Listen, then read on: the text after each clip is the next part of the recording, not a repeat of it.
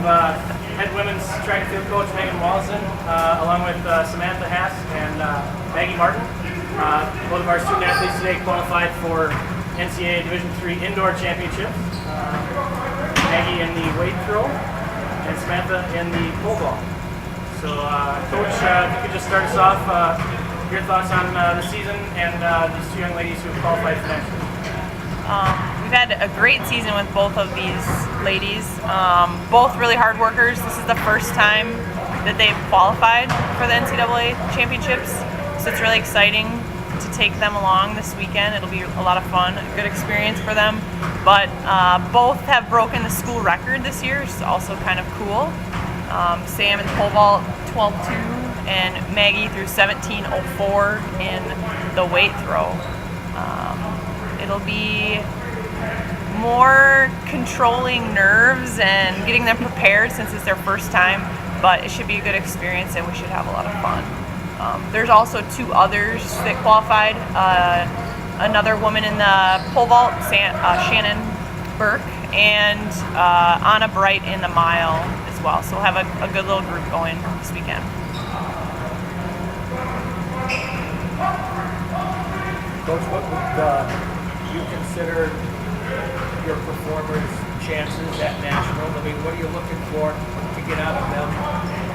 All of them are ranked from about 10th to 13th in the meet. Top 17 qualify, so they're right in the middle, and that's kind of exciting. In pole vault, if you stay clear and don't have any misses on previous heights, you have a really good opportunity to be All-American. That's top 8 in our sport. And in all the events, we tell our athletes that if you do what you did to qualify, usually you'll have a good shot of being All-American or making finals, just because a lot of people don't handle the pressure that well, and being on top of things and being not perfect, but I guess being solid in your event, you should have a good shot of getting on the podium. What do you do to prepare your athletes for this big stage, especially if they're younger?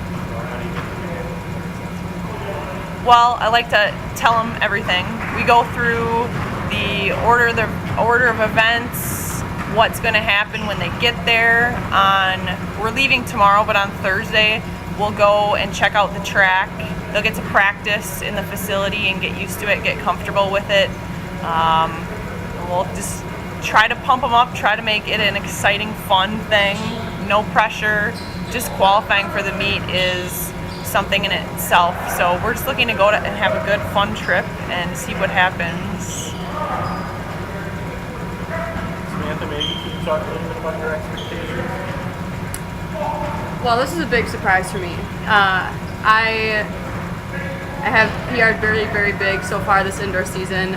Even just 2 months ago, it was hardly a dream to qualify for nationals. So, and even the past 3 years that I've been here, I've improved, but nothing like this that I was expecting. So, even though I'm happy where I am right now, to top it off with, a top 8 finish would be just icing on the cake kind of thing.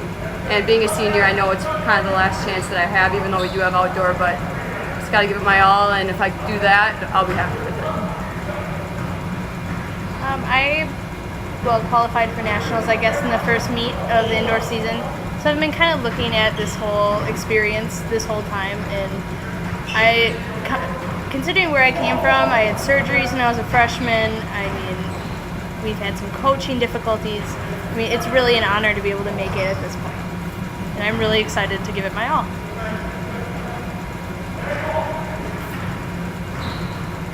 What drew you to the pole vault? It's actually kind of a funny story. I was, in high school, I was mainly a high jumper and long jumper, especially my freshman year. My high school coach was really into getting me in that, and I was very successful in it. And one day, my pole vault coach, or the pole vault coach for our team, was just, hey, just grab a pole and try it out, and I did, and I was pretty close to our school record in high school, and so I had to practically beg my head coach to let me, and good thing I did, because it turned out to be pretty successful in it. Qualified for state my first year in it, and then every year after that until I graduated. I didn't feel I first attended Madison when I came out of high school, so I wasn't expecting to compete in track. And so when I was able to transfer and I had the opportunity to become on a collegiate team, I was very excited. So yeah, I guess I just kind of stuck with pole vault. I was a high jumper for a while, but had some injuries in the beginning of the season. So I think a big reason why I'm being so successful this year is I'm finally able to just focus on pole vault, and I think that has a lot to do with it. Are there similarities, muscle use between high jump and pole vault? There's a little bit. The plant leg is very big. It's the same leg. You gotta have knee drive. You gotta have ups. You gotta have coordination. It's very similar, but pole vault is definitely a lot more complex. There's a lot more components to go with it, which is a main reason why pole vaulters are usually just pole vaulters. They usually don't do it at any other events. So it's kind of hard to do two events at the same time, especially if they were scheduled at the same time at one meet. So there are some similarities, but there's enough differences where focusing on just pole vault this year has helped me a lot. Were your parents fond of the thought of you becoming a pole vaulter way back when? Oh, my parents are awesome. They were so. I mean, of course, I'm sure they were nervous a few times. I've been pretty lucky in no injuries with pole vault, even though there can be some very severe ones. So I've got pretty healthy, just a few minor injuries here and there, but no, they've been 100% supportive. Do you guys want to talk about breaking the school record for both your events and what that meant to you? Well, I've been training really hard for a long time, and to break the school record, I mean, even the record was held by one of my coaches, so it was kind of a shock, but it meant a lot. Now, I don't really know how to explain it, but I didn't really go to state or anything in high school. I didn't do a whole lot of anything exciting in high school, so this is like my first huge accomplishment, and I'm pretty proud of it. Mine was it was a little bit different. My teammate Shannon had broken the school record earlier this year, which was just awesome to watch. She was just progressing at an awesome rate, and it was really cool to watch her. And it was funny because at this past meet when I broke it, I wasn't thinking about the school record. I was thinking about national qualifying night, and that's all that I was focused on, qualifying for nationals. And so after it happened, like 10 minutes after it happened, people were like, "Oh, that's the school record too." I was like, "Oh yeah, I didn't even think about that." So, but it was really cool to share it with Shannon because she had broken it before, and her and I are like neck and neck now. And I competed with the girl who had it set before Shannon too a few years ago. So it's kind of been cool. It's been gradually going up in the past few years, so I'm sure it'll keep going up, especially after I graduate. I'm sure Shannon and Audra will keep it going after.